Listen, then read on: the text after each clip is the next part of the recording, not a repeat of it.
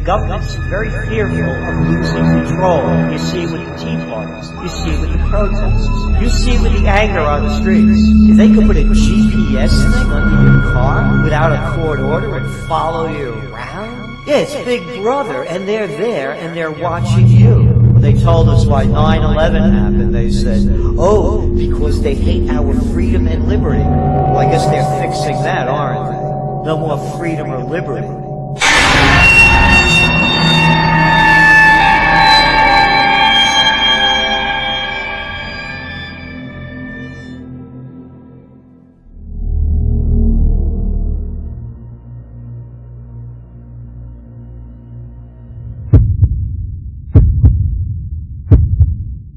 The United States is no longer the land of the free. Americans live in a system with literally millions of unnecessary government regulations that have destroyed the free market and sent millions of well-paying jobs overseas.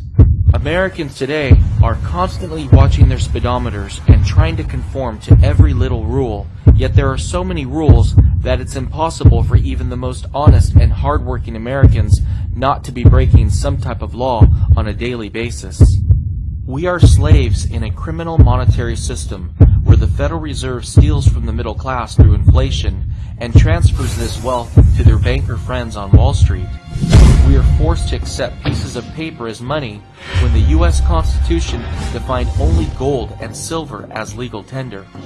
NIA has already proven in our previous documentaries, Melt Up, The Dollar Bubble, and Hyperinflation Nation, that the U.S. dollar will soon become worthless and Americans will see the purchasing power of their savings and income destroyed. However, the impending currency, fiscal, and debt crisis is no longer NIA's greatest concern. We are now seeing countless signs on a daily basis that the U.S. is headed for a complete societal collapse that will end civilization as we know it forever. You're actually breaking the law.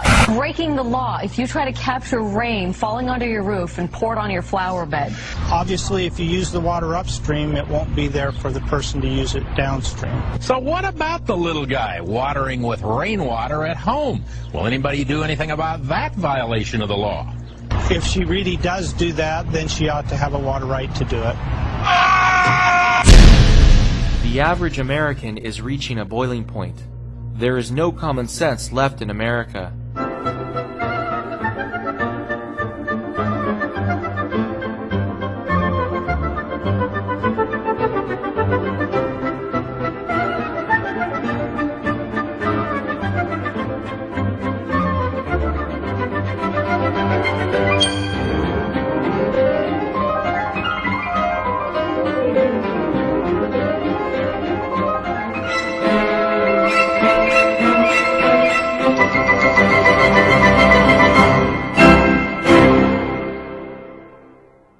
NIA has received hundreds of emails from members who are over 65 years old and are being carded to buy alcohol at major retailers like Target and Walmart.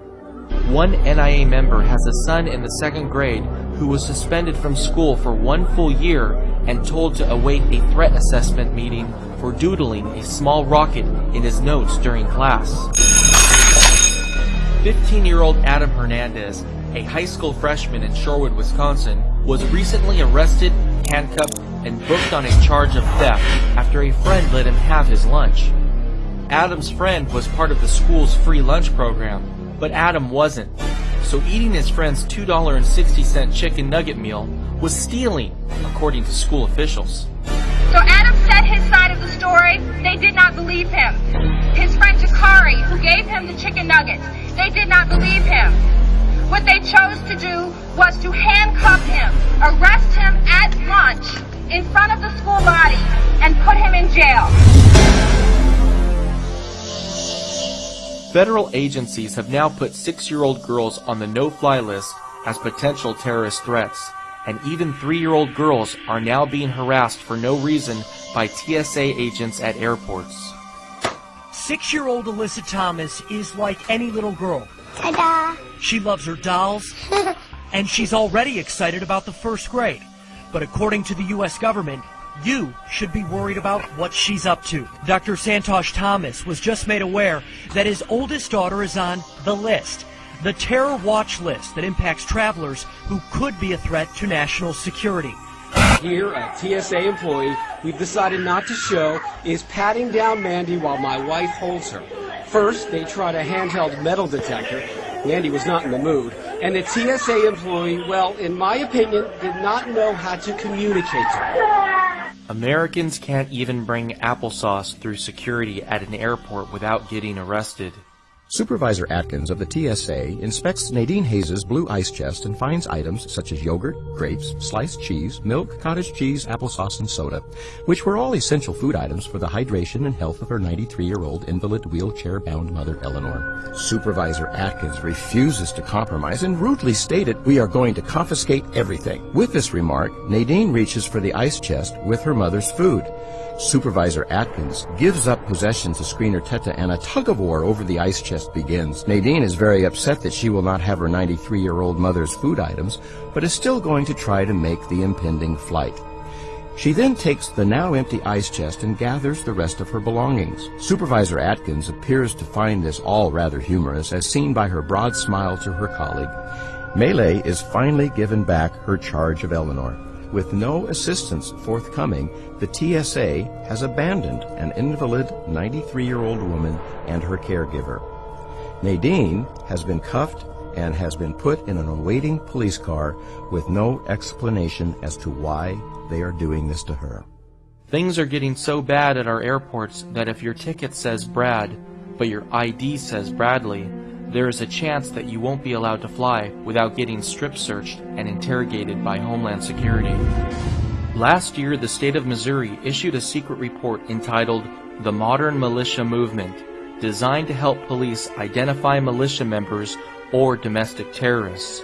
The report labeled libertarians, and more specifically, supporters of third-party political candidates like Ron Paul, Bob Barr, and Chuck Baldwin as potentially being a domestic terrorist or members of a militia.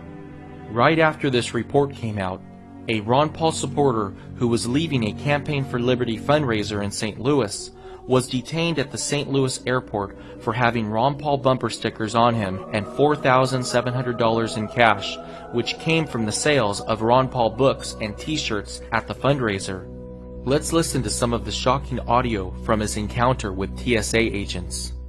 I'm just trying to ask some questions to figure out what all this is about so I can get you on your plane. But you won't play smart, and I'm not going to play your game. How much money is it? I don't know the exact amount, sir. The card says about $4,700. $4,700? Yes, sir. Why do you have all this money? I asked her, sir, if I'm required by law to answer the question. That's my. I'm just asking you why you have $4,700. I understand. That's my question. I don't understand Do you the law. want to talk to DEA about it? They'll probably ask. If they can tell me if I'm required to answer the law or question, I'll answer the question. I'm just asking, looking for a simple question. I just want to know why you have $4,700. That's not an unusual thing. I care if I need $50. He refused to answer any questions. He don't want to answer. So we're going to have to take him down to the station and let DEA, FBI, and all those people talk to him. Every one of them. You're suspicious to me. Just from your answers. That's why we're going to the station. Am I being forced to the station? Or am I free to You will be if you don't walk out this office. Yes, you'll be going to the station. You'll be forced. Okay. That's fine. I understand. You're going to be going to the station. Now, do we have to put you in handcuffs, or will we have a problem with you walking through this No, sir. terminal? Be detained. Yes. Okay. That's fine, sir. I don't understand the law. I'm happy to go. Well, we're going to help you understand if you don't. Americans' rights and personal liberties are being trampled on. Earlier this year, when the public expressed their concerns about airports adding full-body scanners that allow them to see your body fully naked, the TSA stated, "And as an additional precaution, the image won't be stored, transmitted, or printed, and deleted immediately once viewed." The TSA and other federal agencies flat out lied to the public. The U.S. Marshal Service has now admitted that over 35,000 naked images of Americans from the full-body scanner used at the federal courthouse in Orlando, Florida, have been stored between the months of February and July of this year alone. NIA believes that these full-body scanners are unconstitutional and violate fundamental human rights. The mainstream media has worked tirelessly to calm Americans' privacy fears by showing altered images from these scanners with blocked-out genitals. The truth is, these scanners produce images that make human genitals fully visible, and a simple computer technique of inverting the image produces an image that is in full lifelike color. One of the things I've learned to hate the most is to travel on airplanes. What a humiliating experience. Everybody's guilty until proven innocent. You know, come on. You think they're going to do the same airplane trick again? How about calling this making a lot of money? It's just another way to make money, intimidate the people, and keep them in control. Look, you go into any office building and you gotta go through this stupid routine of showing your identification, your license, getting the picture taken. Come on. You know, it's not like I just landed on the planet last year. The rush to install naked body scanners in airports came right after the failed underwear bombing in Detroit, which NIA believes was taken way out of proportion by the media in an effort to help their corporate friends make billions off of the American public. What if, God forbid, there is another isolated terrorist attack in the U.S., but this time at a shopping mall? Will all shopping malls be forced to implement naked body scanners? What about schools, rail stations, bus terminals, and even high-traffic city streets? NIA believes that keeping Americans safe at home should be the primary goal of the U.S. government, but in no way should Homeland Security be used to violate Americans' privacy and constitutional rights. NIA has just learned that if you buy a new Toyota at a dealership in San Diego, the sales transaction is now videotaped in order to satisfy a requirement of Homeland Security, which they claim is to prevent the laundering of drug or terrorist money. If you are driving on a New York State highway and pay your toll with a denomination over $20, the New York State Thruway Authority collector must collect your license plate number and report you to the Department of Homeland Security. These Homeland Security measures are infringing on our rights and not making our country the slightest bit safer. The U.S. today is experiencing a merger of state and corporate power. The average small business owner in America is being squeezed by government, forcing Americans to rely on a select few corporations that have all the wealth and power. Business is booming at Vernon Hershberger's farm. I'll show you. Customers are lining up in record numbers to get their hands on his raw milk. Illegal raw milk. We should have the right to choose what types of foods and what types of drinks that we want to put into our bodies. Wednesday, state inspectors raided the farm with a search warrant. While serving the warrant, they not only put tags and tape on the coolers inside the store, they came in here where people actually get their raw milk out of a tank, and they poured a dye inside the tank.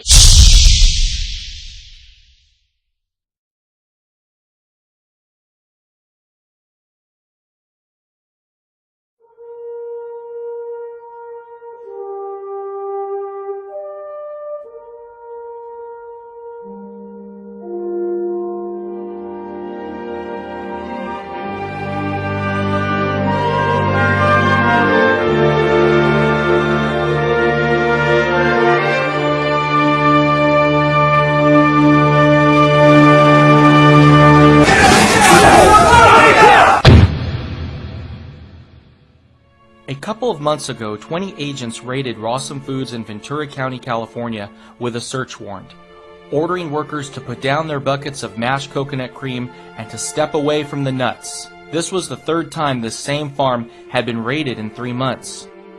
Sharon Palmer, owner of Rawsome Foods, thought she was on her way to resolving the problem over labeling of her goat cheese after the first 2 raids, but apparently not. It's pretty shocking how the police and district attorney in California have absolutely nothing better to do than harass honest, hard-working farmers who are growing and sharing natural, healthy, organic foods. As part of the raid, Sharon's 12-year-old daughter Jasmine had her computer taken and her homework lost. Jasmine still hasn't received back her computers from the 2 previous raids. All across the U.S., small organic food co-ops are being raided by police with guns drawn. Farmers are being treated no different than cocaine kingpins and are being charged with such things as illegally selling raw milk. These food co-ops are guilty of nothing other than sharing healthy food with people in their local communities. However, they are obviously a threat to the large agricultural corporations that pay off our elected representatives in Washington. Americans need to speak out now to help protect small farmers from the FDA and other government agencies that have been hijacked by the greedy and destructive billion-dollar agricultural giants. They're putting the people out of business, particularly at a time when people want more organic food. They don't want Auschwitz Farms eggs coming from, I love the names like Sunnydale Farms, Hillendale Farms, chicken coop concentration camps. People want a higher quality, and they know that they're going to erode the profit base of these large corporations that work on very thin margins. So they're putting them out of business. They're making it more and more difficult for them to compete. Competition's all but dead, and they keep killing it more and more. Every private individual in America deserves to have the basic human right to buy farmland and cows and share their production of food with others. With the government trying to destroy small farmers because they are a threat to the market share of major agricultural corporations, it's a sure sign that a U.S. breakdown of society is imminent. The government claims to be trying to protect our health, but any American with common sense knows that the natural food produced on these small farms is a lot more healthy than the food produced by large corporations that are loaded with artificial preservatives and other unnatural ingredients. The police obviously know they are in the wrong if they have to show up with such excessive force that is clearly unwarranted for the situation. Imagine if one of the workers at the farm was using their thermal laser temperature guns while the raid was taking place. The cops would have most likely shot and killed the worker, knowing full well that no one would hold them accountable for their actions. Illinois Senator Richard Durbin recently introduced a new bill, S-510, the FDA Food Safety Modernization Act. This could be the most dangerous and destructive bill ever introduced in our nation's history. If enacted, it will make it illegal to grow, share, trade, or sell homegrown food. This legislation is so broad that someone with a backyard garden could get fined and have their property seized. It's written so broadly that they can come and shut us down, and it scares the farmers out here. They may decide it's not worth the risk to lose my land. This bill seeks to effectively put all U.S. food and farms under the control of the Department of Homeland Security and the Department of Defense. NIA finds it outrageous for something this unconstitutional to even be considered, but it already has a shocking 17 co-sponsors in the U.S. Senate. Most Americans would be shocked to learn that there is already an executive order that allows the government to take over all food resources and farms during a crisis. NIA believes that all executive orders are unconstitutional because it allows the president to enact a law without approval from Congress. According to the U.S. Constitution, if the president wants to pass new laws during a national emergency, he must call Congress into an emergency session.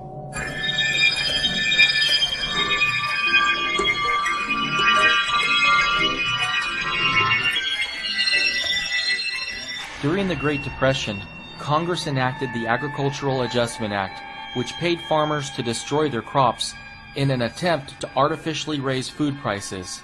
This increased the duration of the Great Depression, which would have ended a lot sooner without it. Declining food prices due to technological advances should have allowed Americans to maintain their standard of living even with rapidly falling wages.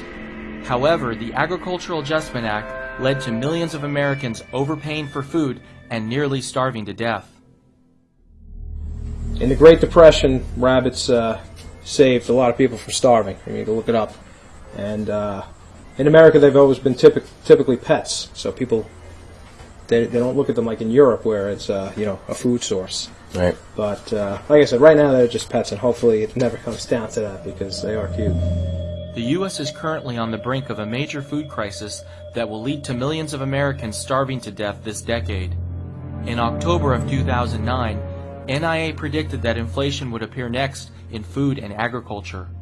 In just the past few months alone, coffee prices have gained 40%, pork belly prices have gained 50%, and wheat prices have gained over 100%. Being in the restaurant business, I have the luxury of going to Restaurant Depot to buy in bulk for substantially less money. Have you been seeing a lot of inflation over the past month? I was in Restaurant Depot 2 days ago, And the last time I was there was about a week and a half prior to that. And coffee went from $16 for a 5-pound bag of beans up to $18.50. Over the summer, that same bag was $15 back in August.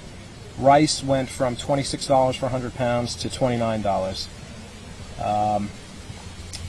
Sugar went from $22 for 50 pounds to $28. Wow. Flour is $13 for 50 pounds up to $15.50. Beef used to be, I don't pay too much attention to the beef only because I get it locally all natural, but I do kind of glance at the prices.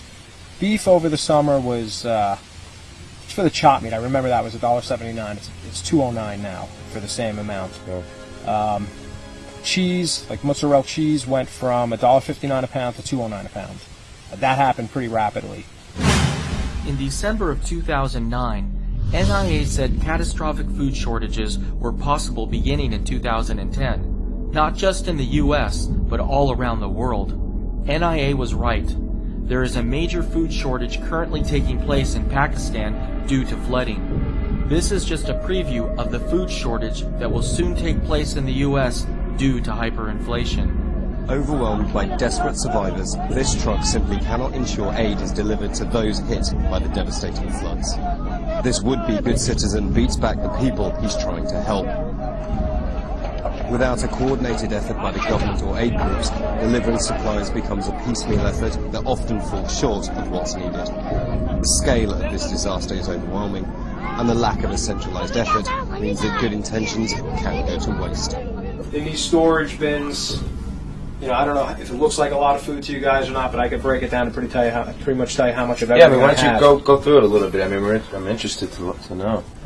There's different ones with pasta. Like I said, the macaroni I have about 300 pounds. This is salt. I have 150 pounds of salt. You need to dip most foods in water and salt before you put it in a dehydrator.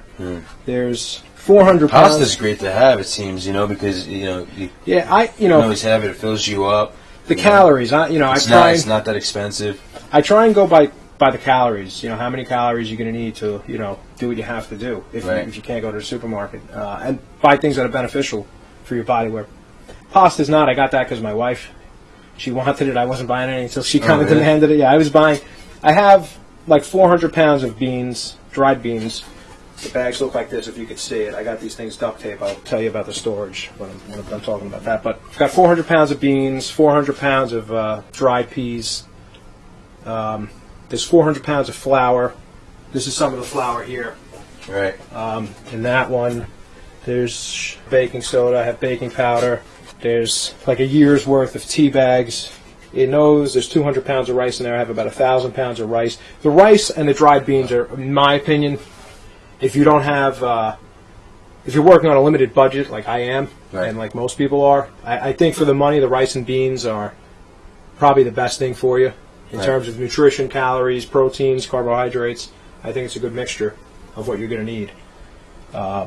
There's sugar. I have 200 pounds of sugar, which if I use it all or barter it, Yeah.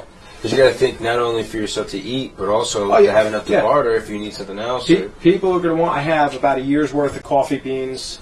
This is the bag of coffee. I have about a year's worth of this stuff. Because this will be another. I drink coffee every morning, but this went from $15 in late August to $16 a week and a half ago to $18.50 2 days ago. Wow. So coffee's pretty expensive. This is something. If the business opens soon, I'll buy a lot of this, and I know this will be valuable. This will be a valuable commodity to trade with people. I think in total, between upstairs and there's like 30 tubes of toothpaste. I have 30 toothbrushes, dental floss. I got like 50 bottles of shampoo, toilet paper. I think toilet paper is going to be in demand when everything falls apart. Everybody's so accustomed to having these things, I'd rather have it in storage and not take the chance of having to use a leaf. While most Americans today are concerned about making their mortgage payments, that will soon be the least of their concerns. Hyperinflation will effectively wipe out the debts of most Americans, as it will allow them to pay off their mortgages with depreciated US dollars. Unfortunately, hyperinflation will make the lives of Americans far worse off because it will cost thousands of dollars just to fill your refrigerator with food.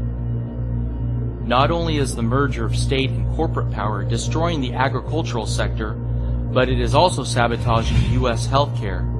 The American Psychiatric Association is now trying to con Americans with the pushing for the invention of a new mental disorder, healthy eating disorder. That's right.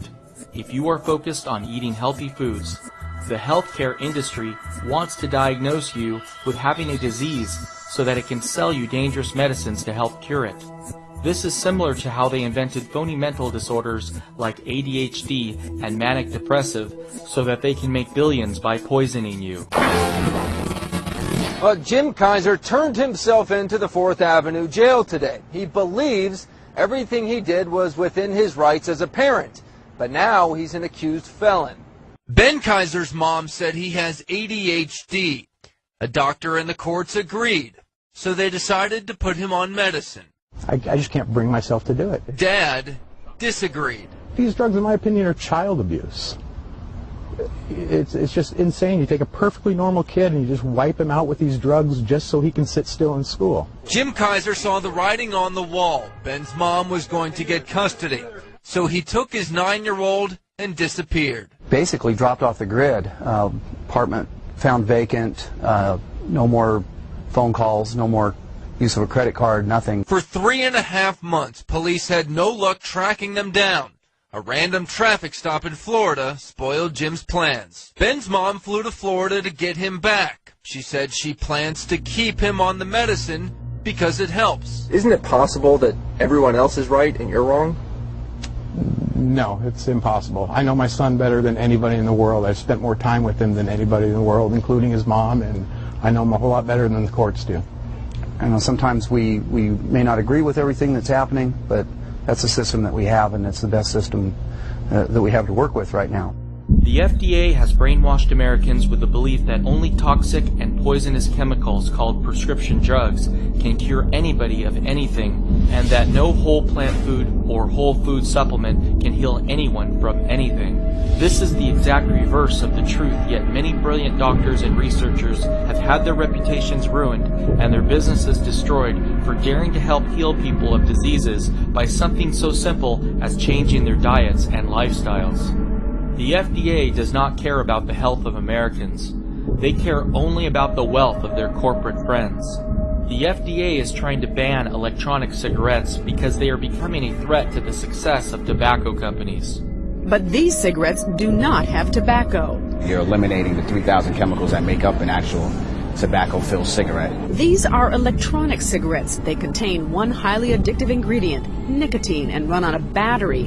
It warms up a cartridge of liquid nicotine, creating a vapor similar to smoke. You're getting just what you need, and it's the nicotine. The fact is, the Food and Drug Administration isn't sure. It's investigating. But right now, the FDA tells News Center 5 there is no scientific evidence that e-cigarettes are safe. They have stopped the import of this device into the United States, and it's possible that soon they will stop the sale of this product. Honest, hardworking Americans are now being punished by the government for doing good deeds to help other people. Do you think that you broke the law? No. Ben Bond never believed putting a few coins in a few parking meters could lead to this. The handcuff marks are still on my hands. The 30-year-old was arrested by Eugene police Wednesday, charged with harassment and obstruction of governmental administration after a run-in with one of the city's parking enforcement officers. Changing like that. What sparked the incident was what Bond considered an act of kindness. Putting coins in the expired parking meters of strangers. This is video from last summer when we first introduced you to Jonathan Shonacase and his courtesy ride service. He says it's a free service that takes people home if they feel they've had too much to drink. Shonacase says if someone offers him a tip, he will accept, and that violates the city's taxi limousine ordinance. Over the weekend, Quincy police officers set up a sting operation to catch Shonacase in the act of violating that city ordinance. In an even bigger abuse of power, the Office of Code of Enforcement in Indianapolis, Indiana, recently called upon their SWAT team as a final move against a property owner who let his grass grow higher than 1 foot. This represents a major infringement on Americans' personal property rights. SWAT teams today have fewer restrictions on conducting forced entry raids than do U.S. forces in Afghanistan. Americans today don't even have the freedom to talk on the phone on a street corner. Without any provocation, this police officer decided to take a man talking on the phone and slam him to the ground. To protect the officers, the police camera magically pans away, but the cop was later shown purposely slamming his car door on the ankle of the victim. We were recently contacted by a member of NIA who lives in Florida. Police are literally checking people's cars to see if they're unlocked. This member literally went out for 5 minutes to get some coffee. When he came back, his doors were locked. And inside was a flyer that said it was the sheriff's department and he needed to make sure his door was locked. Literally leaving a little yellow pamphlet. Now, I want you to think about this for a second. Shouldn't Americans have the right, have the choice to lock something or not lock something, or have the convenience of not wanting to lock their doors? I mean, what if the man had a key that was broken and he wasn't able to get inside of his car after it was locked? Imagine the inconvenience this government intrusion into his life would have caused for the rest of his day. Some states are now making it a crime to videotape out-of-control cops. A Harford County man now faces up to 5 years in prison after he recorded a bizarre traffic stop last month in Harford County. He accepted the speeding ticket he says he deserved and did nothing more than just post this video on YouTube. It was all but forgotten until this morning when he was served a warrant and now faces the charge of illegal monitoring with his helmet camera. State police believe they have a case. In Maryland, you cannot record someone audibly without them knowing. It is a felony. But Graber argues it was obvious and points to this picture of the camera on top of his helmet. A common practice, he says, with riders. Most Americans today, especially our youth, no longer think for themselves. Their minds are preoccupied and distracted by trivial matters like Jersey Shore. They absolutely take no interest in learning the truth about the U.S. economy and politics. We constantly elect puppet politicians to Washington who know nothing other than to bribe voters with promises of entitlements that we can't afford without printing the money and stealing from other Americans. Politicians don't have anything to give. They can only take. They can only take and give to others. It's like a politician saying they create jobs. They don't create jobs. They just take money from one group of people and pay another group of people. Politicians cannot create jobs. American innovators, business creators, entrepreneurs, with the lack of red tape, not more red tape, deregulation, not more regulations, that's what will create jobs in this country. Only 58% of our government spending is paid for through taxation. The U.S. government is so desperate to keep that number from declining to below 50% that the IRS will stop at nothing to get every single penny of taxes it's owed. Came into the car wash, handed my manager a bill, and it was from the Internal Revenue Service. They said, we need you to pay up your back taxes. But when they looked at the bill... Because the amount was 4 cents, 4 pennies. 4 pennies. 4 pennies, yes ma'am. Zeph couldn't believe 2 agents drove to his business to hand-deliver a bill for just pennies. And once I found out the amount, then I started to actually chuckle. But Zeph stopped laughing when he took a closer look. After 3 years of penalties and fees, the 4-cent back tax skyrocketed to more than $200. Even state and local governments are going crazy to collect every penny that is owed to them. The wife of one NIA member in Omaha, Nebraska, recently started cleaning houses in order to generate extra income so that their family can begin accumulating physical silver to protect themselves during hyperinflation. After handing out just a few hundred flyers in their neighborhood with no other advertising, and before she even began cleaning any houses, the state sales tax office called her and said she didn't have a sales tax permit and that she needed to get one immediately to begin collecting sales tax. Although the federal government has a printing press to fund their spending that goes beyond what can be raised through taxation, state and local governments have no such option. Local law enforcement today are waiting behind every tree with radar guns and stopping otherwise law-abiding citizens for seatbelt violations in what can be described in no other way than a desperate revenue grab to help balance the budget and keep their jobs. This is causing some Americans to go insane and act in inappropriate ways. So the conversation's over. You can complain to the chief of police. That's not a problem. You can go to court and complain to the judge. That is not a problem.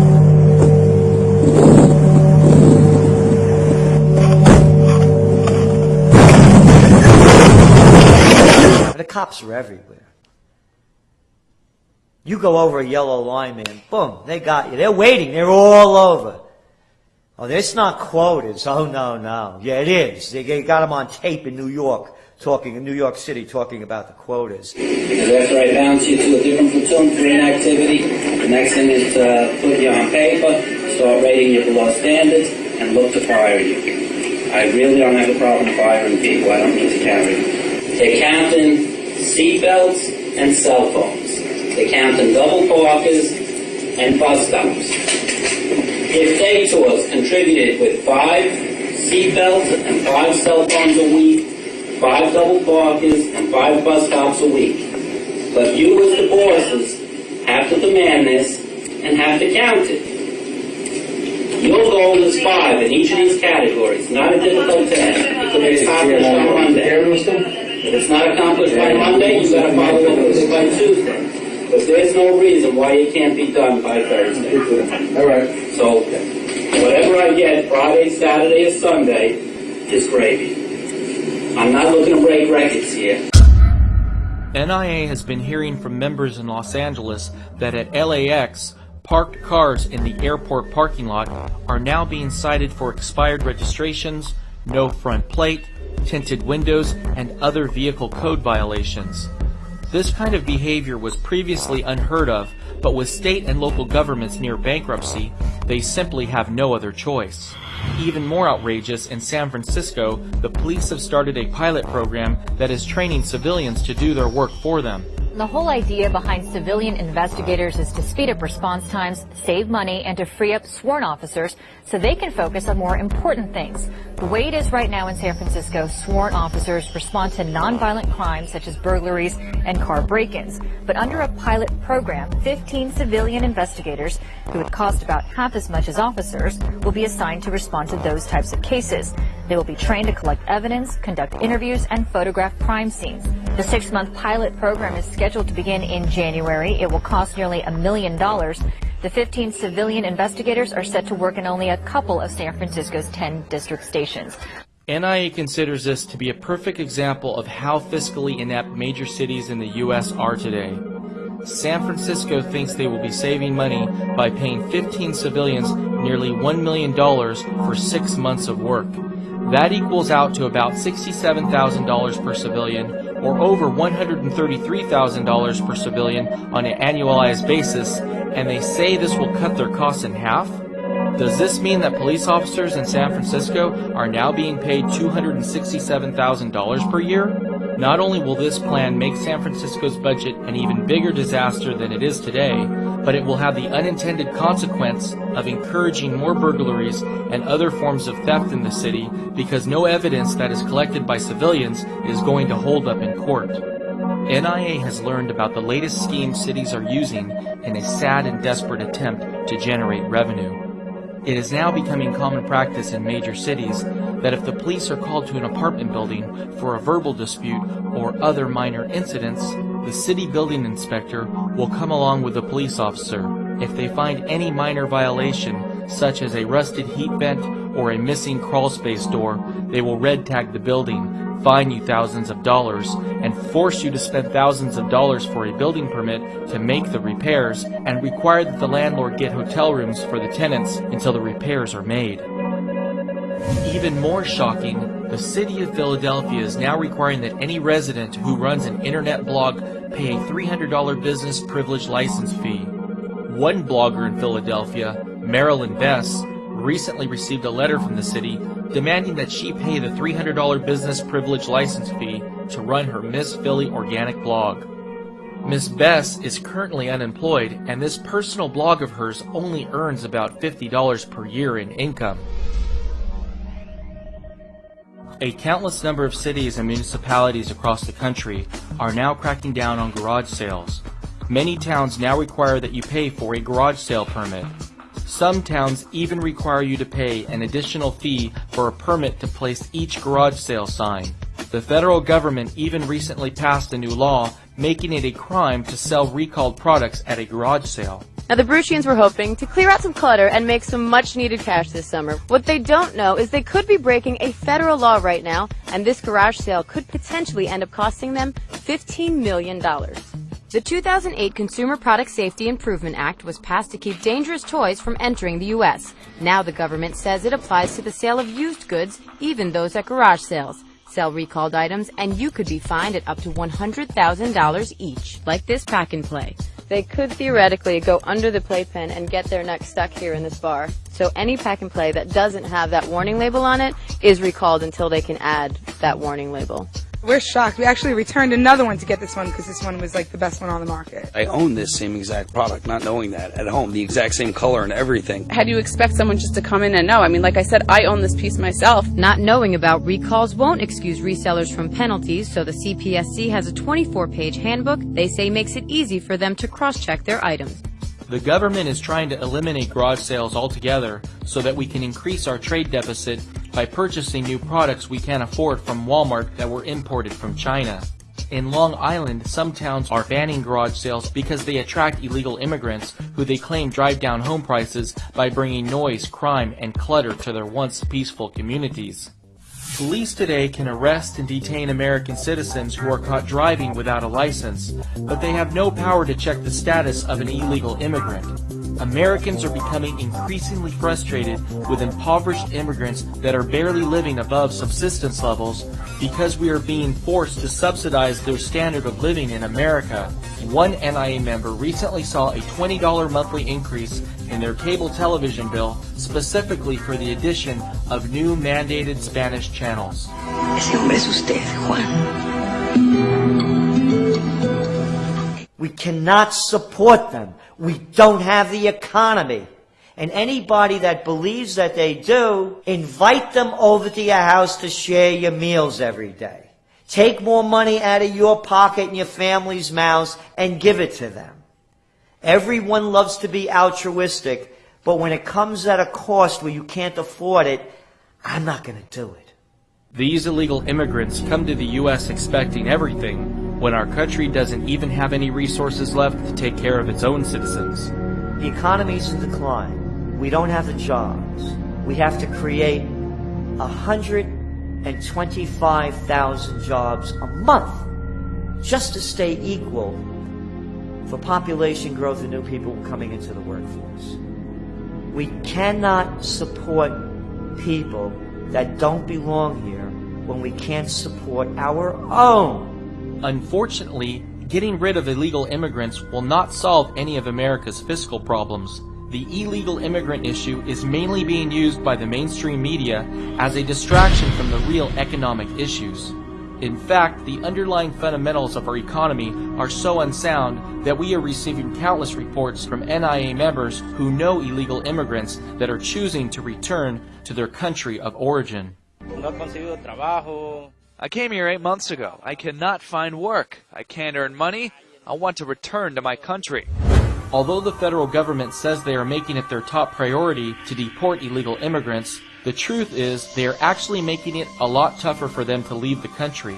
Instead of ushering illegal immigrants out of the U.S. at the border, the government is wasting money we don't have to process and then formally remove illegal immigrants who wish to leave the country. This has the unintended consequence of encouraging illegal immigrants to stay in this country, because if they left formally and then came back in the future, they risk being prosecuted criminally. Many NIA members who have dual citizenship with other countries are already acting now to get out of harm's way before U.S. hyperinflation and the collapse of society. NIA believes that there are now far greater opportunities to live a happy and successful life in Mexico rather than the U.S. We are constantly hearing from many Mexicans who are enjoying comfortable lives in Mexico with an income as low as $1,500 per month. Among the draws, proximity to the US, lower taxes and overall living costs that are 30 to 40% cheaper. Here in Southern California, you can expect to pay in the millions for a place on the beach, but in Mexico, a similar piece of property in a gated community starts in the mid-300s. Most Mexicans we know have a car and a house in Mexico that they have paid cash for with no debt. Not only is the cost of living in Mexico a lot lower than the U.S., but there are now growing employment opportunities in Mexico due to the booming gold and silver mining industry. The only Americans who will be able to survive and thrive in the U.S. will be those who immediately take their wealth and use it to purchase gold and silver. Americans who stop transacting in U.S. dollars and move their wealth to precious metals are effectively opting out of the Federal Reserve's criminal enterprise. NIA is now seeing signs that the U.S. government is fearful of Americans abandoning the U.S. dollar. The U.S. debt Ponzi scheme is about to be exposed, and in a last-ditch effort to keep the dollar bubble propped up, the U.S. government is beginning to take steps to force Americans to stay in the dollar. Hidden inside the recently passed Patient Protection and Affordable Care Act was a new law that had nothing to do with healthcare. Section 9006 of the healthcare bill requires that beginning January 1st, 2012, all businesses and self-employed individuals must report every purchase of goods and services over $600. This will mean that every time a company sells a 1-ounce gold coin or even a half-an-ounce gold coin, they will have to fill out a 1099 form and file it with the IRS. NIA believes that this new law is definitely one of the top signs that a U.S. societal collapse is right around the corner. Imagine the thousands of non-productive IRS employees that will have to be hired when this law goes into effect. Every precious metal dealer in the U.S. will have to hire more employees to comply with this unnecessary regulation, which means you will likely pay a higher premium to purchase gold and silver. In the years ahead, as we begin to see a massive outbreak of price inflation, $600 might not even be enough to purchase a loaf of bread. Imagine businesses being forced to file 1099s every time you buy food. In another disheartening sign of what could soon occur on a nationwide basis, the city of Philadelphia is now proposing a new law that will require the operators of pawn shops and precious metal businesses to snap a digital photo of each customer and to obtain both an electronic imprint of the client's left thumb and a copy of the client's state-issued photo ID. This info, along with pictures and descriptions of the item purchased, will be entered into their police department's Major Crimes Unit database. Once again, the government is using the concern of stolen property and money laundering by drug dealers to infringe on the privacy of honest Americans. NIA is also hearing reports from members across the country who recycle water bottles and soda cans at local recycling plants. Brand new rules now require them to give their ID to the recycling plant workers who enter their personal information into a computer database, including the exact items that were recycled before they pay them for their goods. They must also sign papers that allow the recycling plant to give this information to the local police and any other law enforcement authorities. The government is taking every step possible to put every American citizen under a microscope and closely track every single thing we do and every transaction we make. In Indiana, there is now a state law that no matter how old you look, you must provide and have your ID scanned to buy alcohol. NIA has confirmed that 2 separate and unrelated men in Indiana, after buying alcohol more than once at the same location, were sent emails inquiring about if they need help overcoming alcoholism. Indiana is also beginning to scan IDs for cigarettes. Before long, it's possible that the new healthcare bill will bankrupt all private health insurance providers, and all Americans will be completely dependent on the government for healthcare. Imagine if when the time comes, the government knows you smoke 1.2 packs of cigarettes per day and they decide to deny you coverage for smoking-related diseases. NIA believes that what's going on in Indiana is just a test run for new federal regulations that will require a national ID to be scanned when purchasing any item, regardless of what it is. Have you noticed lately that if you spend cash at the supermarket, the cashier will look at you like you're crazy? Even businesses that were once considered strictly cash businesses are now discouraging the use of cash and logging every cash transaction. One NIA member recently went to a strip club and handed a $20 bill to a dancer. She refused to take it and told him they would have to take it to the manager so that he could log it in a book for accounting purposes. Americans today have become dependent on unemployment checks, food stamps, and other government handouts that have not only guaranteed that we will soon experience hyperinflation, but they have the unintended consequence of making any future economic recovery absolutely impossible. Many Americans are no longer motivated to find work and become productive members of society. Some Americans are outright abusing the system that hard-working, productive Americans are forced to support. One NIA member owns the most popular bakery in the Georgetown neighborhood of Washington, D.C.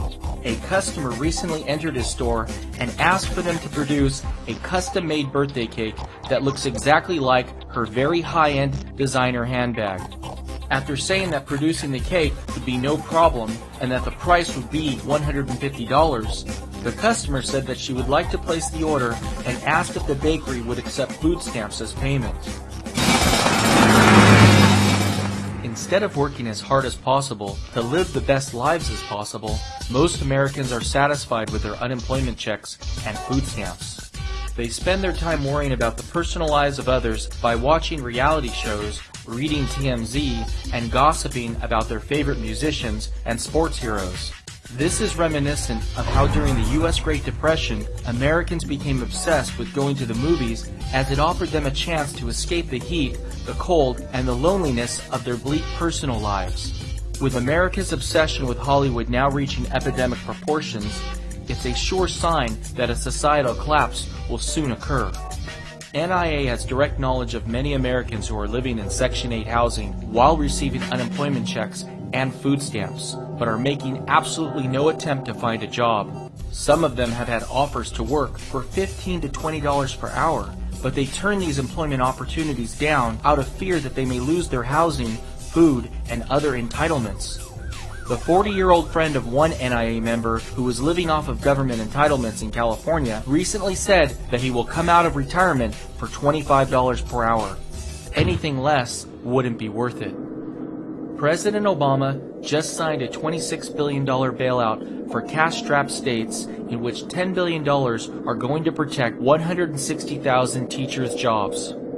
NIA believes that these funds will do nothing to help education in America and that the entire U.S. education system needs a total overhaul. The system now is built where only those that know how to think like they do become members of the corporation, be chained to one kind of thinking, then school is great for you. If you could regurgitate, repeat, suck up brown nose, and do everything they tell you to do, you will be a success in school, and who knows, someday you could even become a middle manager in some corporation with 2 weeks vacation pay.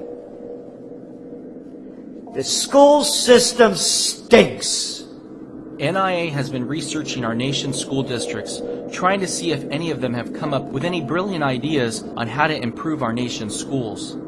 As smart as our nation's school board members claim to be, it appears as though almost none of them have come up with any ideas other than to beg their state and federal governments for more funds.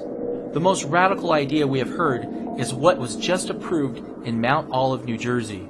They will no longer give out any D's. And that means that any middle school or high school student earning anything less than a 70 or a C will actually get an F. What do you have against D's? Well, I don't personally have anything against these other than it's unacceptable. NIA has spoken to hundreds of school teachers across America, and one thing has been made very clear. If more than 10% of a class fails, teachers are put on an improvement plan, and in order to avoid this, teachers are artificially manipulating the grades of students to make sure there is never more than a 10% failure rate. So explain to us how it works, because we understand that in your school district, 384 students a month ago in June ended the school year with a D as a final grade. What happens to those 384 students come September? NIA guarantees that the overwhelming majority of those students will receive a C next year, not because they studied harder, but because teachers manipulated the grades in order for them to look good. Fox News exposes this scheme as grade inflation, which was probably the most Fox has done all year to warn Americans about the dangers of inflation. This causes the school board president to literally become speechless. Do you fear that you will see grade inflation from teachers so that they don't get in trouble for having to give somebody a less than a C? Will they then give everybody a C so that they're not in trouble with you? One, I don't believe so, because I believe in the integrity of the system, that They keep faking the scores. So that makes it look like their kids are doing better. So they keep getting federal aid, and those teachers get bonuses.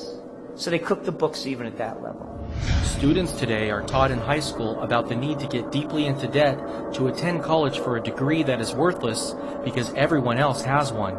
With U.S. youth unemployment today at a record high, we should be teaching high school students the essential skills needed to start their own businesses immediately after graduating high school. Instead of spending $100,000 to support the lifestyles of professors and administrators who failed in the real world, students should be investing that money to start their own business. Unfortunately, students today are completely dependent on finding non-existent jobs and don't have the knowledge or motivation to go out and create employment on their own. Privately run for-profit colleges like DeVry University are outright scams that are taking advantage of high unemployment in the U.S. today, along with the government's willingness to give out easy student loans. When I walked into this place, I said, I will graduate with honors, and I did. And they got jobs like that. I mean, the next day. I work in operations. Software engineering. Accounting clerk. I just got a job as a web designer. Really good job. It's actually kind of like my dream job. DeVry claims to have a job placement rate of 90% within 6 months after earning a degree. Yet only 38% of those who took out student loans to attend DeVry are repaying their loans on time. Students in these phony universities openly cheat on their exams right in front of their so-called professors. Not only is a degree from DeVry or any comparable school completely worthless, but NIA believes they are worse than worthless. If you apply for a job and show them your degree from DeVry, it is likely they will completely avoid you for being stupid enough to have gone there. Disturbingly, the U.S. government is now providing foreign aid to subsidize the creation of overseas jobs in South Asia that are replacing jobs that would have been in the U.S. The United States Agency for International Development has launched a $36 million program to train 3,000 IT specialists in South Asia. Following their training, these workers will be placed with outsourcing vendors in the region that provides services to American companies looking to take advantage of Asia's low labor costs. Government employees today make more money than private sector workers in 83% of all comparable occupations, with average hourly pay being 20 to 40% higher than wages in the private sector. Once you include health insurance and other benefits, the average federal government worker received $123,049 in total compensation in 2009 compared to the average private sector worker's total compensation of $61,051. Some local and state governments also pay outrageous wages. Robert Rizzo was being paid a total of $1.5 million in annual compensation as the city manager of Bell, California, a small town with a population of 36,000 people. The assistant city manager in that same town was being paid $845,000 per year, with the police chief being paid $770,000 per year. All three of them were promised pensions when they retire for the majority of their salaries. 2 LA Times reporters uncovered these outrageous salaries when they were investigating another matter in a neighboring town. After it was made public, residents of Bell, California literally marched to City Hall and forced these three to resign from their positions. Just disgusting what they're doing with our money. It's all going into their pockets. I have lived in this city for 38 years. I have never seen before this kind of behavior from the city government. They're serving the people. They're not supposed to be making money out of us. NIA believes the most disturbing part about Bell, California is not what these government employees pay themselves, but how no city residents took enough interest in their local government to discover this until the media uncovered it years later. Bell, California just saw its debt rating downgraded to junk and will likely soon default on its debt, all because residents of the city were simply too preoccupied to care. What's taking place in Bell, California is just a microcosm of what's taking place in our federal government today. First Lady Michelle Obama recently went on vacation in Spain on the taxpayers' dime. Our country is broke, yet we were forced to spend $241,000 for the cost of round-trip transportation, hotel rooms, and 70 security personnel. How out of touch could Obama administration be that they put on a spectacle of a vacation like that at a time when people can't pay their mortgages, when a time when people are losing their jobs, when a time that unemployment keeps going up? They're out of touch.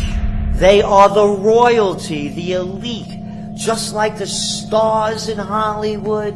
It's show business for ugly people in Washington. It's star power. They have no idea how the average person lives or feels because of the way they're treated. The U.S. Treasury is so pathetic that they are now even accepting online donations just to try to pay down the debt.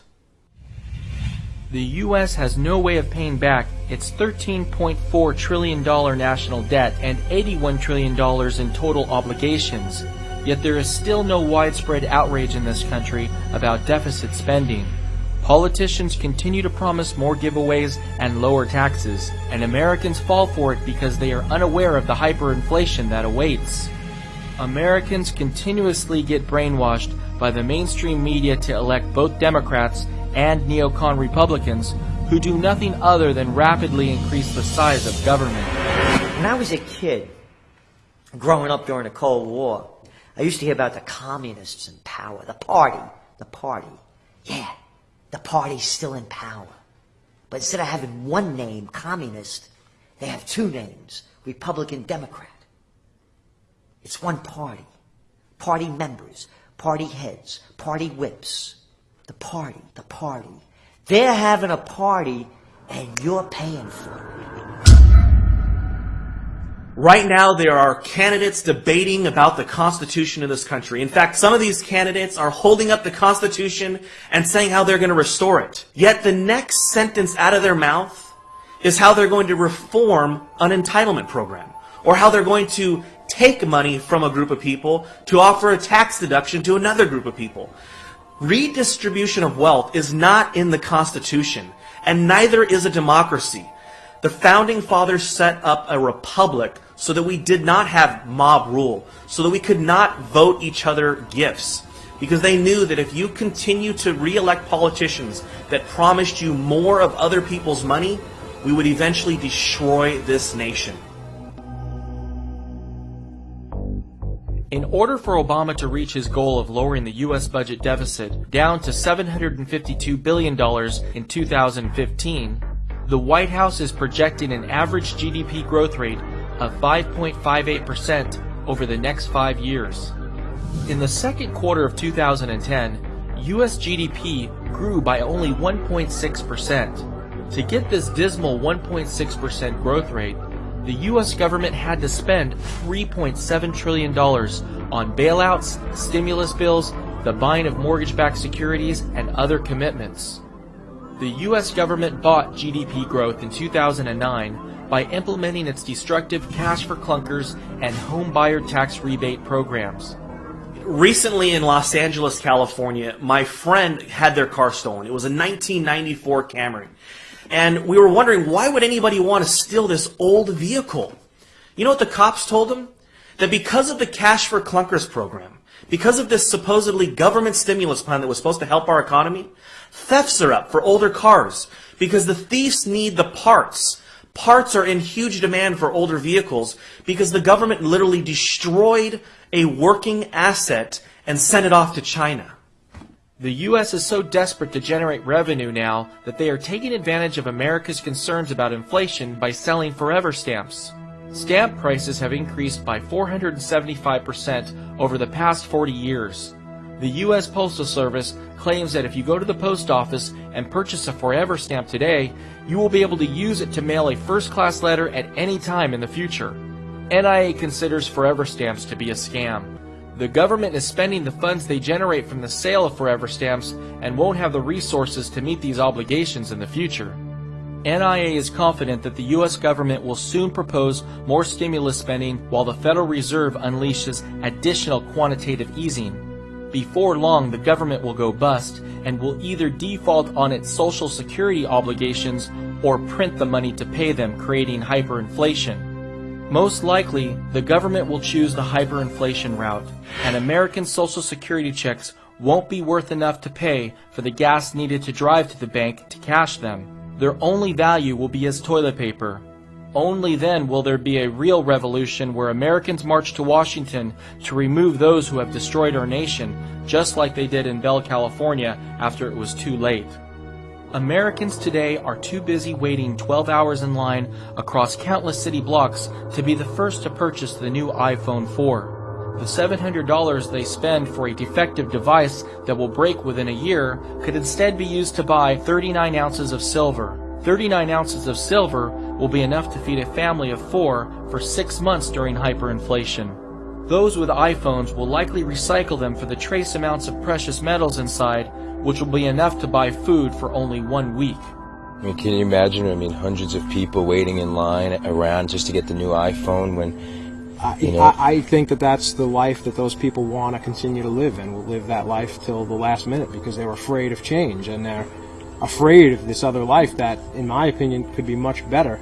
You know, get rid of all the material items, get rid of all of these stores, go out and produce your own food and grow your own garden and have your own livestock. You don't have to have, you know, a giant piece of property to do that, but they're afraid, and by the time they wake up, I think it'll be too late. That's my opinion.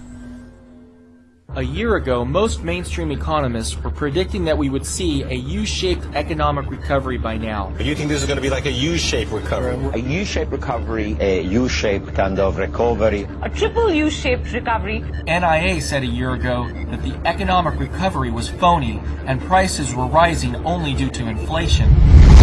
There clearly was no U-shaped recovery, and today most mainstream economists have changed their tune and are calling for a double-dip recession. The truth is, the recession never ended. Wall Street benefited from the Federal Reserve's 0% interest rates, which allowed them to recklessly speculate risk-free and pay out record bonuses. Meanwhile, the rest of America has been suffering more than ever and will soon feel the consequences of the Wall Street bailouts through massive price inflation. Tensions are rapidly escalating across the country between the poor who are suffering the most from inflation and the wealthy who have benefited from it. Get that camera away from me. Hey, this is a public place. Welcome to Venice Beach, California, where tensions are rising between homeowners and the motor homeless. It's a great place. Venice is great. Who take over entire streets, living out of campers, vans, buses, trucks, and RVs. They're not going to be able to shut down this place because it's the ocean. As you can see, Venice has become an urban RV park. Along with it, noise, drugs, alcohol, prostitution, and human waste on the curb and in residents' yards. They take up very, very dear parking. They leave a lot of trash. Occasionally they use people's front yards as toilets. If there's such a big problem, get a porta potty and put it in your backyard. Someplace for somebody to take it down. All right, you can afford, if you can pay $1,200 a month for rent, you can afford a porta potty. The same people who told us that there wasn't going to be a recession, they're now telling us that the recession ended back in June of 2009. Yet tell that to the people who are on the unemployment line. Food stamps are up, foreclosures are up. Just in September of 2010, here we're supposed to be through the worst of it. And we had the most foreclosures on record in the history of the United States. Over 100,000 foreclosures just in September. Long-term unemployment continues to stay at record highs. Yet they're telling us the recession's over. In every single one of our documentaries, we've urged Americans to get out of the U.S. dollar and invest into gold and silver. Our first documentary was Hyperinflation Nation, which we released in June of 2009, and since then, gold has risen by 48% and silver by 74%. The longer Americans wait to get out of the US dollar and into precious metals, the more their purchasing power they're going to lose. It's that simple. The only thing that the Federal Reserve can do to stop gold and silver from rising and restore confidence in the dollar is to raise interest rates from their current level of 0% to a level that is higher than real price inflation. There are educated people, even college professors right now, teaching our kids that America is a free market economy. Yet when Ben Bernanke speaks, or even the very thought of the anticipation of him speaking, it moves prices all across the country, all across the world. That is not a free market, and that is definitely not capitalism. According to the government, price inflation is 1.5% year to year. Yet Ben Bernanke, his target rate is at least 2%, and he's going to do this through quantitative easing.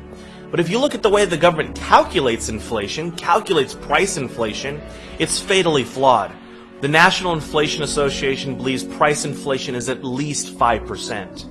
Now, what do you think is going to happen when Ben Bernanke does meet his target rate of 2%? Do you think that 5% might jump up to a real inflation rate of 10%, possibly even spiraling out of control? Because remember, the world reserve currency is the US dollar.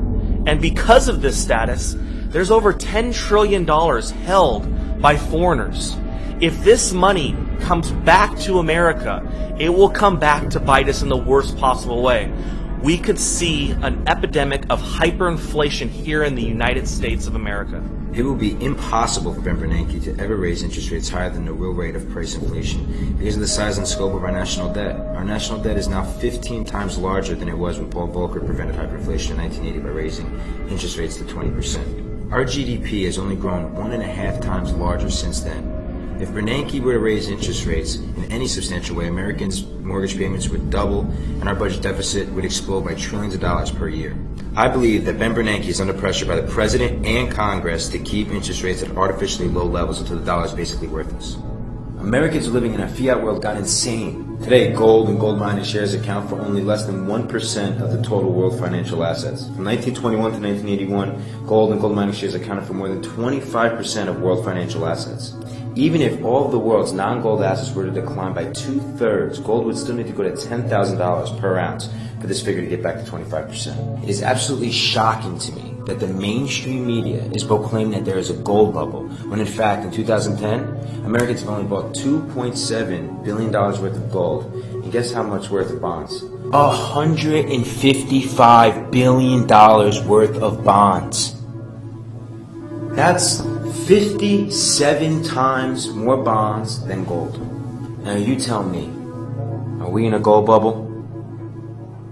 It's absolutely shocking to me how clueless investment advisors are today in the U.S. I mean, can you believe that they're telling Americans, take 25% of your savings and put it into U.S. Treasuries or bonds, and take the other 25% of your savings and keep it in U.S. dollar cash.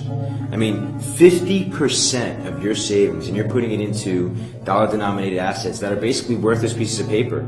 Now, what drives me nuts is the fact that not only are these investment advisors telling you to put 50% of your savings into dollar-denominated assets that are basically worthless in my opinion, but you're lucky if they tell you to put 5% at most into gold, the most real and stable asset that the world has ever seen. I mean, Americans are being brainwashed right now as if gold is the risky and speculative investment, when in fact it's the dollar. I mean, the only reason why gold is volatile right now is because it's priced in unstable dollars. Many have said what the Founding Fathers faced was impossible, and what we face is impossible. But now is the time, and you are the person. Join us at inflation.us for insightful reporting, for alternative investments to protect your family from the consequences of reckless and out-of-control government. We are the people. We have the power. We are the resistance.